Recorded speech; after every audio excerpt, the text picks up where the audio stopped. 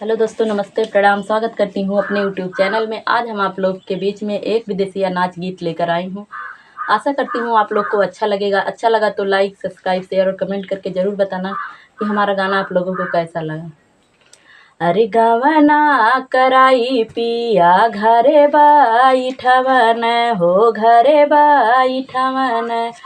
अरे अपने छावन परदेस हो बलमुआ। अरे अपने छावन परदेस हो बलमुआ। अरे चढ़ली जवानी बैराग भैली देहिया, बैराग भैली देहिया।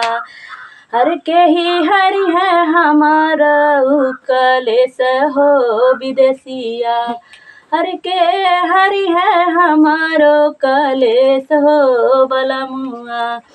हर के करा हर के ना मोर लिखी है, अरे पतिया से पतिया। हर के ना लिखी हमारो संदेश हो बलमुआ। हर के ना लिखी हमारो संदेश हो बलमुआ। अमवा बौरी गईन लगी ग टिकोरावा हो, लगी ग टिकोरावा। हर दिना दिना हम पियराए हो बलमुआ। हर दिना दिना हम पियराए हो बलमुआ। हरे एक दिन बही जई है जुलमी बैरिया, अरे जुलमी बैरिया।